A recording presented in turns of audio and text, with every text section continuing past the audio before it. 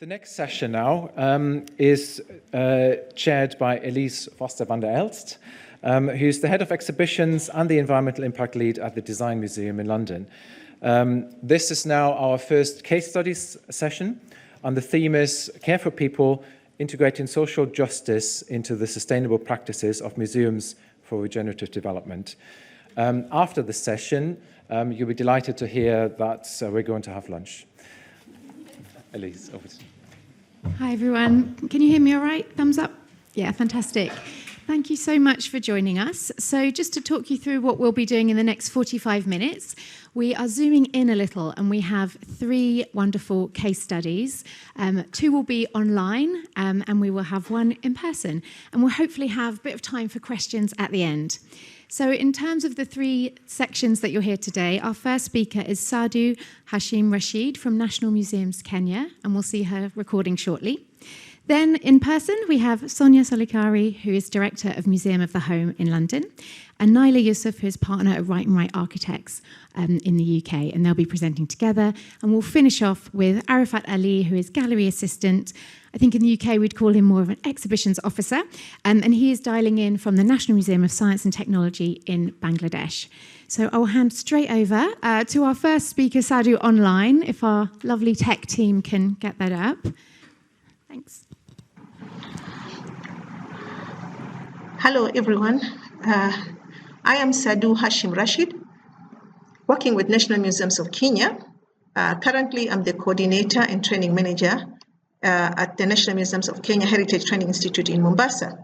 Today, I'm honored and very happy to share a presentation about our National Museums of Kenya Heritage Training Institute and a success story of some of our training which we have done and where our graduate students have now turned to recycling and reusing waste and to make it into usable and trendy bags. As an introduction, National Museums of Kenya is a state corporation established by an Act of Parliament, the Museum and Heritage Act 2006. NMK is a multidisciplinary institute whose role is to collect, preserve, study, document, and preserve Kenya's past and present cultural and natural heritage. This is for the purposes of enhancing knowledge, appreciation, respect, and sustainable utilization of these resources for the benefit of Kenya and the world for now and posterity. In addition, National Museums of Kenya manages many regional museums, sites, and monuments of national and international importance found all over alongside priceless collections of Kenya's living cultural. This is our vision and the mission of National Museums of Kenya. Our vision is to be a global leader in heritage management for prosperity, and that's our mission. So when it comes to National Museums of Kenya Heritage Training Institute, that's our institution. This was what was formerly known as Swahili Cultural Center. It is a training institute of the National Museums of Kenya. This institute was started way back in 1992, then as a Swahili Cultural Center, and it was a technical training institute offering tailoring and dressmaking courses for ladies or for girls, and carpentry and woodworking courses for boys.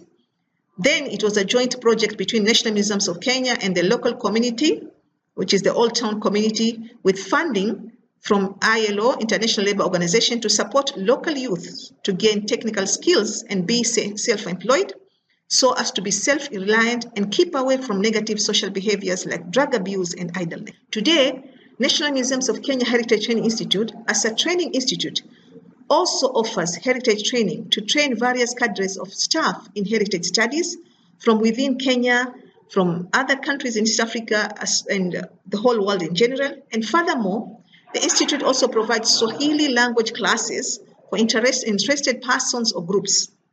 The institute is also involved in research on Swahili language.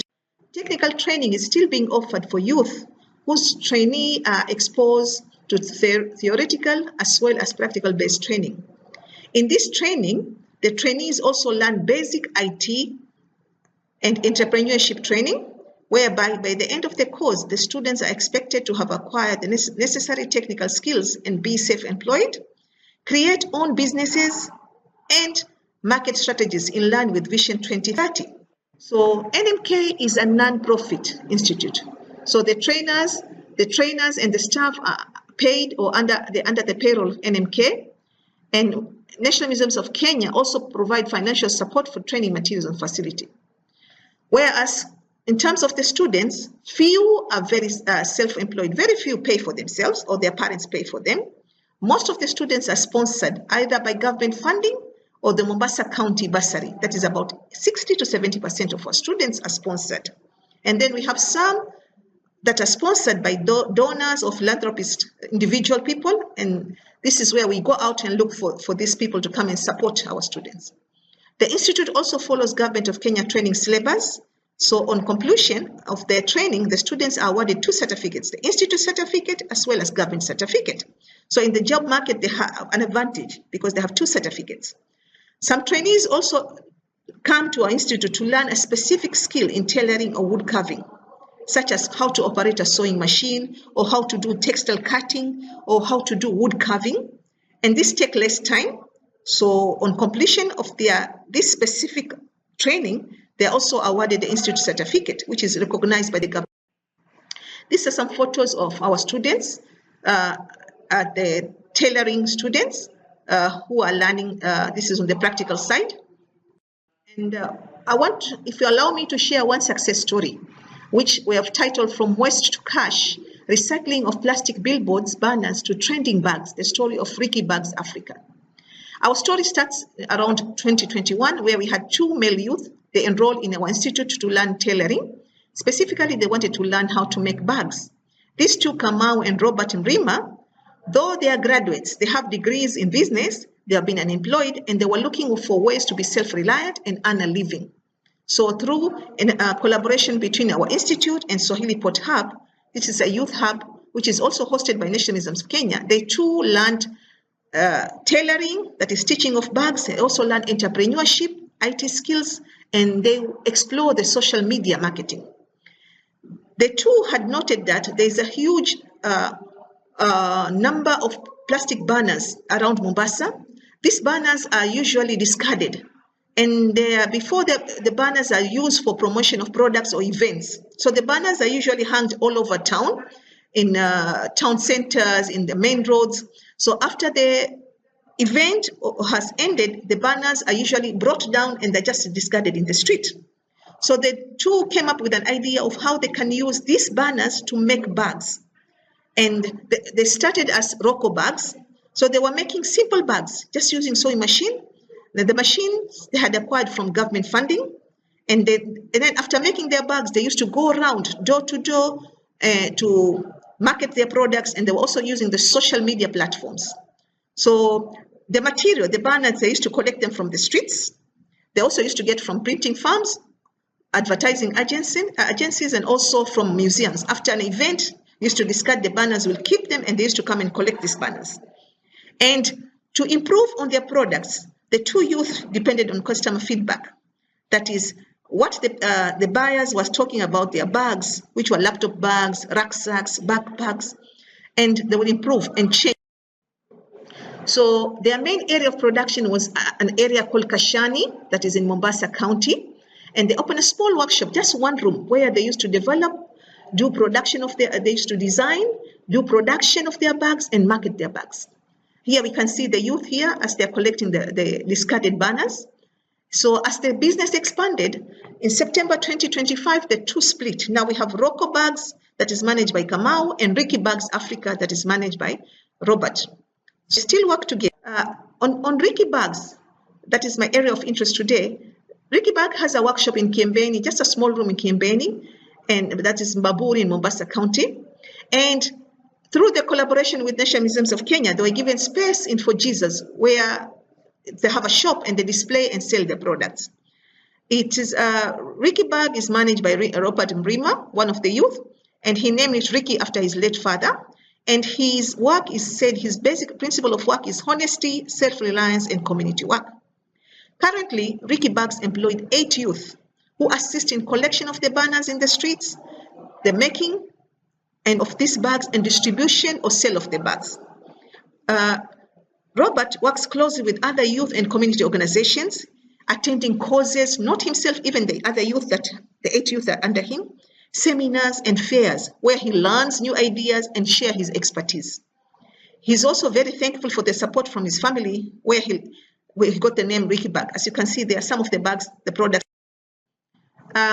Ricky Bag has now expanded. He's not only just used the banner to make the bags, but he's also using discarded or used textiles to make jackets, hats also. So the business has actually expanded now. And these discarded textiles he gets from EPZ factories in Mombasa. So at the workshop, they not only do production, they also do training of youth on bag making and other products using waste material. So what they're doing, they're actually recycling, reusing waste material to make trending bags, which they sell to earn an income. This enterprise widely depends on collaboration, and he mostly uses social media to market their products and gain new knowledge. For example, in April 2025, Ricky Bags participated in the Kenya Basketball Federation tournament that was held in Mombasa, where they had a stand to showcase their product, and they also gave some of their bags to winners in the tournament. So Ricky Bags operated under a slogan, Bags with a Purpose, with the aim of safe environment, that is to collect the waste from the environment, not to pollute the environment, self-employment. From these waste banners and textile, they make bags and which they sell to earn a living and also give back to community. Since 2024, Ricky Bag has been involved in helping the less fortunate members in society. Though they have limited resources, but they have participated in a number of conferences and seminars. Ricky Bags also send their bags abroad, for example, in Tanzania, Belgium, and Norway, through friends. So they are actually seeking market. So on corporate responsibility, in 2024, Ricky Bags donated school bags, their own production, to the less fortunate children in a nearby school, Kashani Primary School.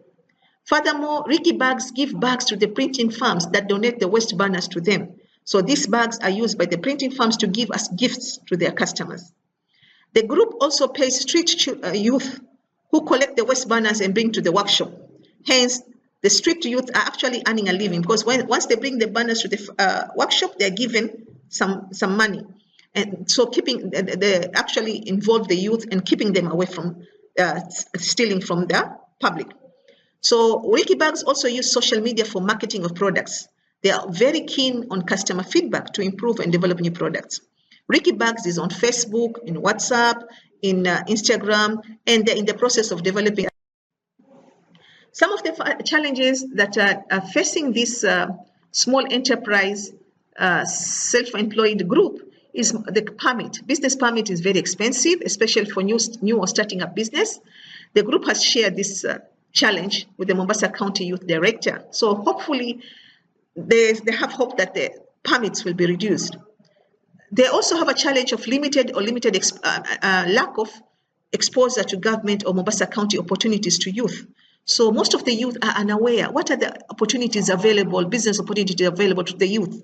So our government, and as well as the Mombasa County government, need to have a wider way of reaching out to the youth, so that the youth can explore and make use of these opportunities. Another challenge is sourcing of funding, because basically Ricky Bag depends on their sales only, and they don't have a donor or financial support from within or from outside. But however, so far they're appreciative. They're managing from their own sales and this. So what are the future plans? Currently, they are looking for production on national or international conferences. For example, in the last 2 years, they have produced bags for the Aga Khan Kenya Foundation annual conferences. So this is a huge boost for the group. They're also hoping to be a model and inspiration to youth groups to come up with their own projects on recycling of waste materials, so as to reduce environment pollution and protect our environment. So hopefully they'll motivate other youth to come up with their groups and how they can recycle waste and be self-employed and come up with income-generating projects. Ricky Bags also works in close collaboration with National Museums of Kenya and other organizations, youth groups, to educate and engage youth in heritage conservation. And they work well also with other non-governmental organizations for youth empowerment and youth self-employment. So in future, they plan to open up a youth training center where youth, especially unemployed youth, who have dropped out of school or maybe due to early pregnancies. They can be trained on how to reuse and recycle of waste, and possibly start up their own small businesses. They also have plans to expand production and market too, to venture into textile production of jackets, as you can see here. They're making use of the waste textiles to make jackets, hats, jeans, and this one they hope to market to other towns in Kenya as well as other countries and abroad.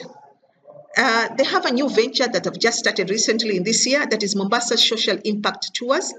That is, they organize tours of the town, and the tourists not only visit the tourist attractions in Mombasa, but they also take them to innovation center, such as their own and other innovation centers, so that the tourists are exposed to the youth innovation centers that we have in Mombasa. So thank you so much for listening. And to finish my presentation, I have a small video on Ricky Bag that has been shared by Robert. I hope you'll enjoy it. Hi everyone, my name is Robert Mrima, Youth Chair at Kenya Evangelical Lutheran Church and founder at Ricky Bags Africa, a startup that upcycles used billboards and banners to turn them into trendy, eco-friendly and durable bags. Living in the coastal region of Mombasa, we've witnessed a lot of waste ending up into the Indian Ocean, causing marine life degradation and hampering tourist attraction. We also discovered that these billboards and banners are very strong and durable materials that can be used to make various products. So at Ricky, what we do is simple. We stop these billboards and banners from ending up into the ocean and transform them into this stylish, durable, and weatherproof bag. So currently we have employed 8 youths and stopped more than 550 kgs of plastic waste from ending up into the ocean. So as I sum up, everyone deserves a second chance in their lifetime. Even a used billboards and banners deserves a second chance. So do something today to make the world plastic free. Thank you.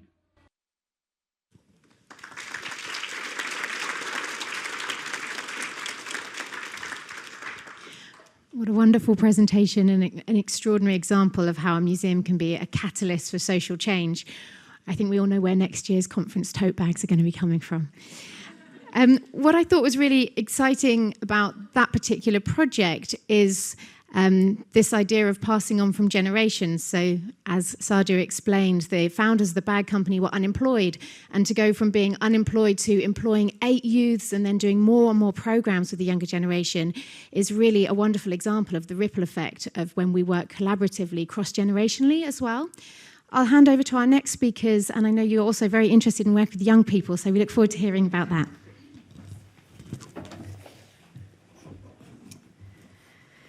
Okay, before we start, just say the intro slide shows the aftermath of recent wildfires in East London. So welcome to Museum of the Home, located in Hoxton, East London. We exist to reveal and rethink the ways we live in order to live better together. We've been a museum for over 100 years, opening as the Jeffrey Museum in 1914 in 18th century almshouse buildings, which were an early form of charitable housing. We gradually evolved from being a museum about and for the local furniture trade to one that explores wider domestic experience. Between 2018 and 21, we finally reinvented ourselves as Museum of the Home with a capital redevelopment project that saw us double public space and overhaul our displays and programming through a social justice lens, posing the big question, what does home mean to you? Many museums explore aspects of home and home life. As far as we know, though, we're currently the only self-styled Museum of the Home in the world, exploring home as an emotional, psychological, cultural and socio-economic space, as well as a built environment. We see home as universally relevant but deeply personal, and the personal is political. To explore home in the age of climate crisis, we take an intersectional approach that asks the wider questions. How did we get here? What needs to change in our domestic practices to make the biggest impact? What's in the power of the individual? And what might require collective action? We try to exemplify this approach in our buildings as well as our way of working. The Museum of the Home's historic almshouse buildings were dwellings. They were conceived as cellular terraces spread out over 3 floors. When the buildings were converted into a museum in 1914, the changes made erase evidence of their domestic origins. The capital project took a different approach. We are inspired by the fact that this is a museum of the home, set in former homes. We celebrated the domestic scale and retrofitted the buildings as they were renovating a series of terrace houses. Materials such as bronze trace the outlines of absent building fabric, a physical memory mark of the original dwellings and the building's past. To reinvent the museum, we opened it up to the street, reorientated the site and turned a back into a front by creating a new entrance. The entrance is fully accessible, and to make it more welcoming, boundaries between the museum and its civic realm were disassembled so that the museum was really stitched into the fabric of the city. 2 large openings create a permeable site edge, and it also hosts a permanent bench that cantilevers outside of the museum's boundary into the civic realm. It's deliberately designed to be non-defensive and available to the public 24 hours a day. The museum is a protected enclave in Hoxton, surrounded by the stresses of urban life, yet itself cocooned in nature. Across all its spaces, the museum now has views of or direct physical connections to its gardens. This creates a strong sense of place, bringing the inside out and the outside in, and enhancing well-being for staff and visitors. We know that around 70% of households in Hackney lack access to private outdoor space, making the museum's grounds a vital green lung in an otherwise densely built-up urban area. It's a vital resource for local people. Over the past year alone, there have been around 200,000 visits to the museum's gardens. That's roughly the number of people that live in Hackney, so that's about one person visit for every resident in the borough.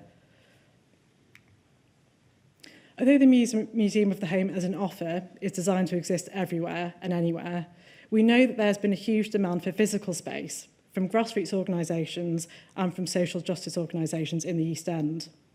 For example, the Hackney Food Bank runs a service every week from the Learning Pavilion, and they've also partnered with the museum on awareness-raising content in its galleries. The Learning Pavilion is designed to be adaptable to support the community it's serving. It can be a building without walls that's part of the landscape, or self-contained with its own secret garden and private entrance to the street. The front gardens show a traditional Georgian-style arrangement. It's not the original Georgian arrangement. It's a replica that's been in place for decades, but it really presents an opportunity for reimagination. We know that lawns are water-intensive and high maintenance, yet we found it challenging to make a case for change in negotiations with the authorities, but something I hope will change in the coming years. The symmetrical lawns against the very formal backdrop of the historic building reflect a Georgian ideal and indeed a Georgian climate rather than the current needs of the museum and the realities of our collective climate crisis that we're facing globally. The museum is now exploring new types of gardens that are both non-traditional and drought resilient. So as Naila indicated, for many visitors, the original frontage of the museum is not warm and welcoming. But in the designs of the buildings and lawns, a controlling and confrontational space. We continue at the museum to work to heal the rifts between the museum and its communities caused by the presence on the front of our building of the statue of Robert Jeffrey, who profited from investments in transatlantic slavery. In 2021, we began a long-term partnership with Voyage Youth to plan the redisplay of the statue and give space to histories of colonialism and the home. Voyage is a social justice charity tackling racial imbalance in London, and with Poor Collective, a youth-centred design practice, have proposed a nature-positive approach to the statue redisplay in a discrete part of the museum's garden, suggesting natural materials and planting as one way of framing the injustices of both climate and colonialism. Also outside, our Discovery Garden project involves using gardening, creativity and sensory engagement to improve the well-being of children. As part of a 3-year process with our partner primary schools, we are co-curating a new zone that responds to the lack of green space locally and provides hands-on learning about sustainable building, permaculture, nature, biodiversity and regenerative growing. We've learned to be agile in our practice. Through this project, we employed a trauma-informed approach when one of our partner schools was unexpectedly marked for closure due to the exodus of young families from the capital with the rising cost of living. We adapted sessions to be more open-ended, creating space for children and teachers to process grief and change. The Build of the Garden reuses materials and equipment salvaged from the closed schools, and we are now actively supporting 5 further schools in Hackney who are under threat of merge or closure.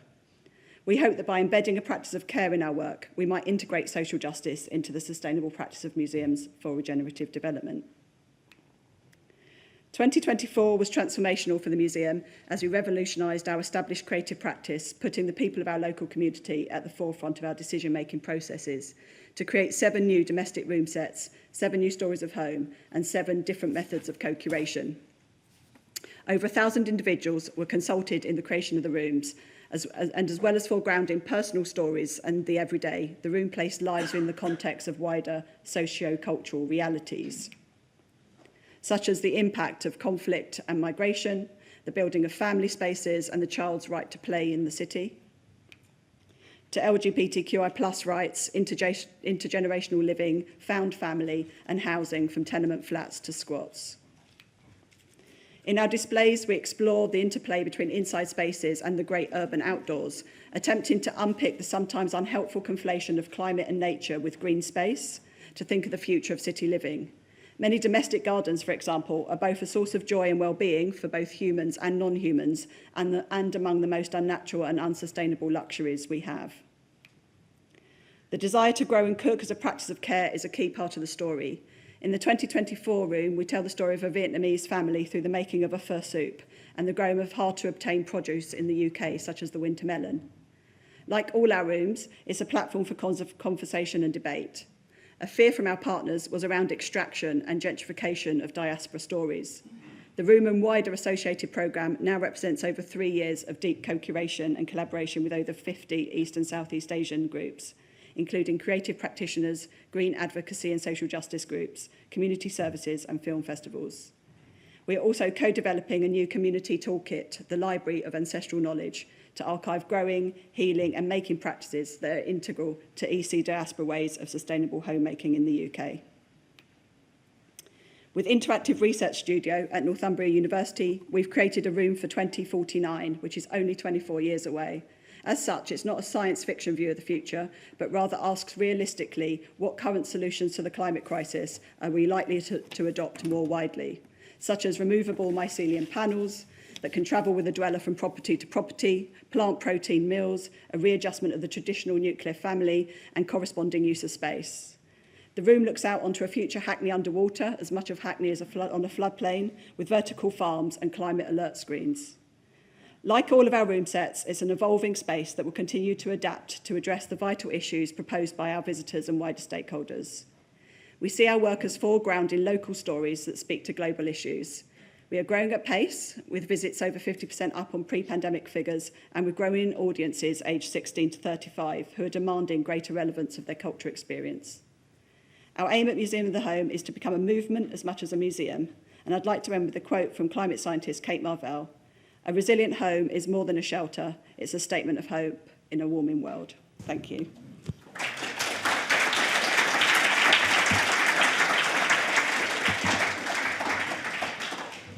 Thank you so much. I love that idea of a movement rather than a museum, and particularly at the beginning of your talk when you showed the dissolution of the boundaries between museum and public space. Learning from Lucy Murray's talk earlier and from what little I know about regenerative practices, it seems that those boundaries have been a real challenge for us and one of the problems why we have not been able to live in a more interconnected way. Just a quick plug, at the Design Museum in July, we're opening an exhibition called More Than Human, and it's all about how the planet, how we can serve people and planet, not just humans, which is obviously one of the disastrous mistakes that we've been making for such a long time.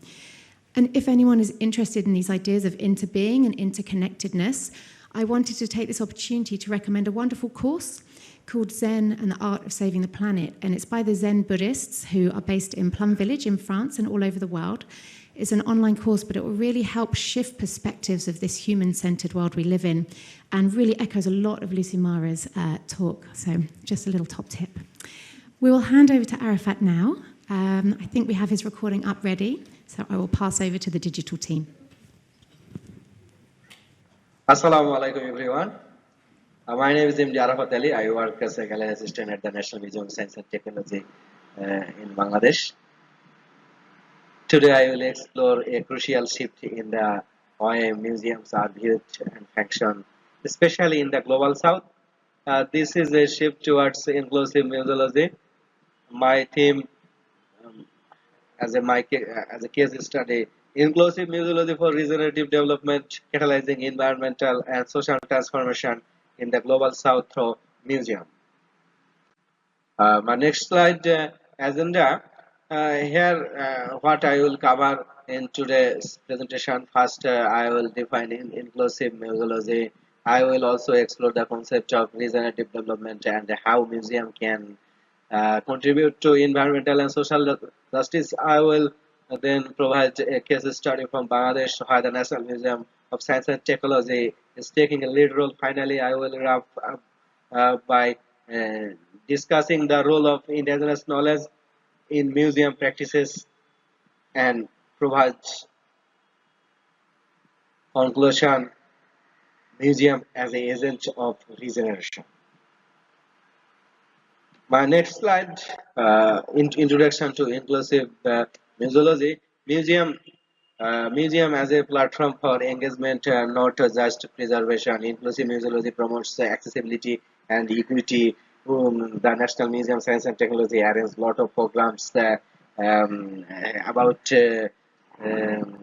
student related, like as art competition, the science, various kind of science Olympiad, physics Olympiad, environmental Olympiad, math Olympiad, uh, and the NMST also had wheelchair ramp.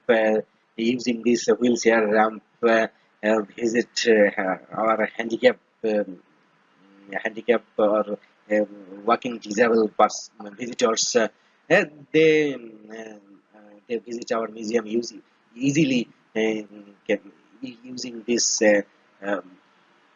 using this um, wheelchair ramp. My next slide, context, global south and museums. Museums involving beyond repositories to community oriented institution. A museum in the global south is unique and open.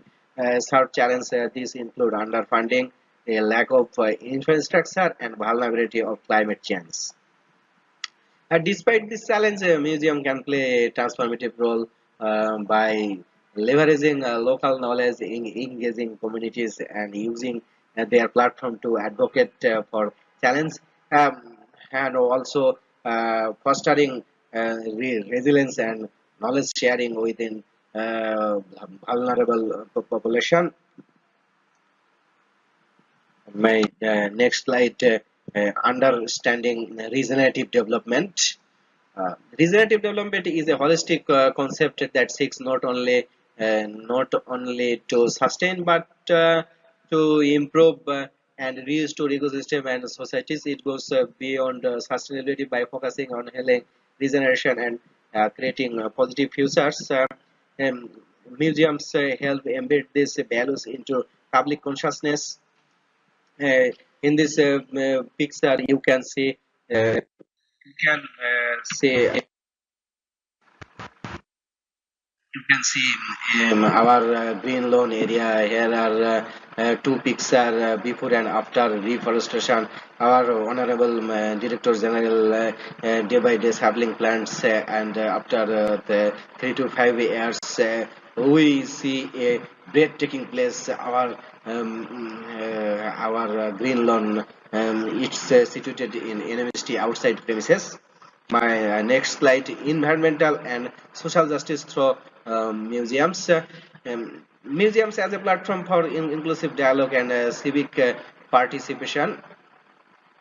Museums hold tremendous potential to be advocates for social justice and environmental responsibility. They have the ability to influence the values and behaviors of the uh, public through their exhibits, educational program, and community outreach. NMS team arrange sometimes arrange live exhibition. This picture we can see a live exhibit about climate change. Um, this We are using these exhibits to aware our people about climate change. The next slide, environmental and social justice from museums. through museums. NMST arranges environmental Olympiad where a segment environmental justice, and we can see a baby who use environmental or green dress. He try to about our planet, about our environment. My next slide, Bangladesh case study, resilience and innovation.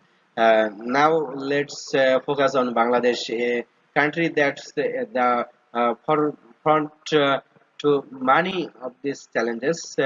Bangladesh is a hub of innovation and resilience despite being one of the country's most vulnerable and uh, climate change. Through the National Museum of Science and Technology, we can see how museum can be actively engaged in driving sales. University is working to promote sustainability and environmental education by integrating science into everyday practices.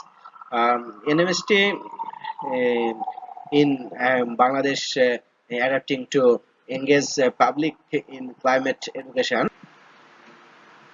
My next slide, NMST's role in sustainability advocacy. NMST is implementing a variety of sustainable initiatives from educational program on renewable energy to workshop on waste management. These programs are designed to empower people to take action and make a positive difference.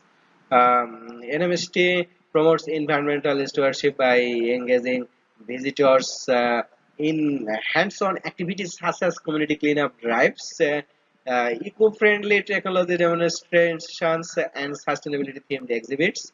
NMST and a lot of mobile science exhibition is underserved and remote region. Our remote region people does not receive a lot of modern technologies, modern substance, modern things, and also STEAM workshop, STEAM related knowledge. But NMST arranges a lot of workshop about STEAM related.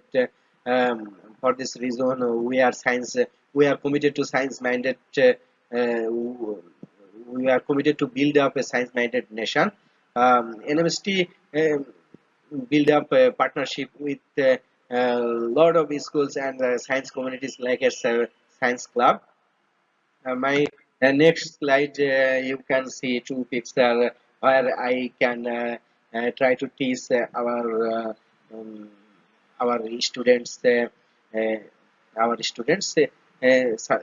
such like this picture. We can arrange a lot of program in our remote area. My next slide integrating indigenous knowledge. Indigenous knowledge is vital in addressing environmental and social challenges. These communities have a lot harmoniously with nature for centuries and possess a wealth of traditional knowledge that can guide modern conservation efforts. Museum can play a crucial role by parenting with indigenous communities to showcase their practices, teach sustainability methods, and preserve this knowledge of future generation by integrating indigenous knowledge into exhibits and programs. Museum can provide a richer, more diverse understanding of sustainability. My next slide, conclusion. Um, in conclusion, museum have a unique opportunity to act as a agent of change in the fight against climate change, social inequality, and environmental degradation. Um, I can I want to encourage all of us as a museum professional to push for a future where museum are at the forefront of sustainable development and cultural change. Let's make the vision a reality. My next slide, I want to say we have a dream in our hands, courage in our hearts. We will make it happen. We will move forward. Thank you, everyone, I invite to you visitors our National Museum of Science and Technology in Bangladesh. What a lovely presentation to end on. And we have that word dream again. I hope we can all go away from this conference with even bigger dreams, knowing that we have the power of the collective supporting us. So I've been told by the organisers we have time for one question. So no pressure. We would love to hear one last question, and perhaps we could prioritise the people who are joining us online, because you're welcome to catch Sonia and Naila at lunch. But does anyone have a burning question for Saadu or Arafat who've joined us and who'll be dialing in and should appear magically on the screen? Assalamu alaikum. Thank you. I'm joined with you, and now I am hearing everybody. Oh, Please. fantastic. So last call for any questions in the room. If not, I shall jump in. Okay. Saadu, my question is for you about your programs. I understand you've also been doing exhibitions with local youths. Could you tell us a little bit about how that joins up with the training programs that you've been doing?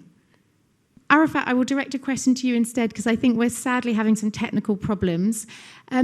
Your approach of embracing indigenous knowledge and cultures in a science institution is really quite unusual and not something that I've seen very much of. Were there any skeptics in your organisation when you started this programme, and how did you win them around? Thank you. Initially, some colleagues were unsure, but when we showed how indigenous practices enhance science learning and connect with local communities, their views changed. My advice: start small, involve communities, and share feedback. The result will speak from themselves. But over time, we found placing indigenous practices within scientific narratives added depth and cultural relevance to our programs. For example, when we show traditional water harvesting methods next to modern techniques, it builds respect for both and shows that knowledge can come from many sources. How lovely, that co-respect for both disciplines in a way. Fantastic. I'm being given the nod, so I'm afraid we're going to have to wrap up there. But to finish, I just wanted to draw everyone's attention to the title of this session, which was Care for People. And I wanted to remind you all that you are people, we are all people. And if you're here, you don't need convincing that we're an emergency. But going back to Lucy Myra's slide where we had the self, the group, and the whole, I really believe that we cannot serve the group or the whole if we are not whole and healed ourselves. So my invitation to you over the next 2 days is to make these lovely connections that will sustain you when you go back to your offices with people who perhaps care a little bit less than you. And thank you to ICON, because these moments where we come together remind us and give us that energy to carry this torch, because it can be really heavy. And the stories we've heard today, these are not light matters, and I'm sure they do take the toll. So just as a reminder, we're all here to support each other. And thank you so much to all of the panelists and for your time and attention.